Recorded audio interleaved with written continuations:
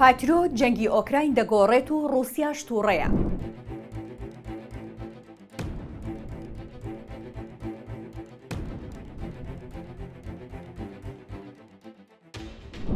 هەموو ئاماژەکان بۆەوەن ئەمریکا سیستەمی بەرگری موشکی پاتریۆت ڕەوانەی ئۆکراین بکات.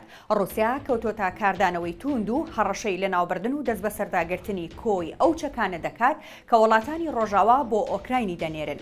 ڤۆلۆدیمیر زێلینسکی سەرۆکی ئۆکراین پاتریۆت بە هۆکارێک بۆ ڕێگری ئاوارەبوونی زیاتری خەڵکەکەی وەسف دەکات.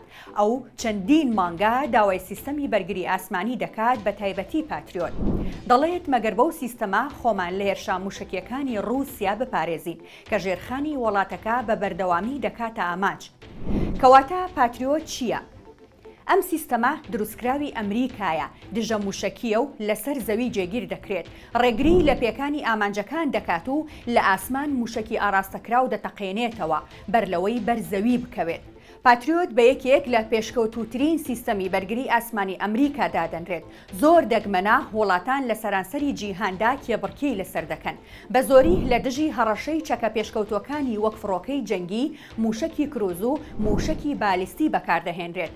بە شێوەیەکی گشتی لەسەر بارهەڵگرێک جێگیر دەکرێت و جگە لەواش ڕادار و ئۆتۆمبیلی پشتیوانی دیکە لە خۆ دەگرێت. لە ڕێگەی ڕادارەوە دەتوانێت لە دووری 80 کیلۆمەترەوە پێشبینی هاتنی هەر موشکێک بکات کە ئاراستەی ئەو ناوچەیە دەکرێت کە سیستەمەکەی تێدا جێگیر کراوە.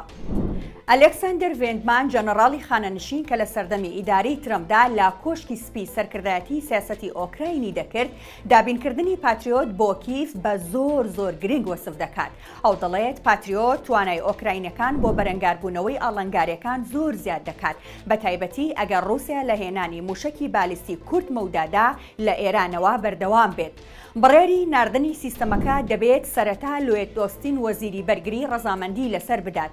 دواتر داوای ڕەزامەندی لە جۆ بایدن سەرۆکی وڵاتەکە دەکرێت. چاوەڕێ دەکرێت لە کۆتایی ئەم هەفتەیەدا ئەمریکا بڕیاری کۆتایی لەسەر بدات. بە گوێرەی پلانەکە کە میدیاکانی ئەمریکا بڵاویان کردوتەوە، ئۆکراین لە ئەڵمانیا مەشق و ڕاهێنانیان لەسەر سیستەمەکە پێدەکرێت پێشەوەی ڕەوانەی ئۆکراین بکرێت. ئەلێکساندەر ڤێندمان دەڵێت مەشقەکان چەند مانگێک دەخایەنێت. هێشتا هۆردەکارەکانی سیستەمەکە شکران نەکراوە، بە تایبەتی لە ڕووی جۆر و ژمارەوە، بەڵام ڕووسیای خستۆتە کاردانەوەوە. وەزارەتی دەرەوە وەک هەنگاوێک بۆ شەڕی ڕاستەوخۆی ڕووسیا و ڕۆژئاوا ناویهێنا.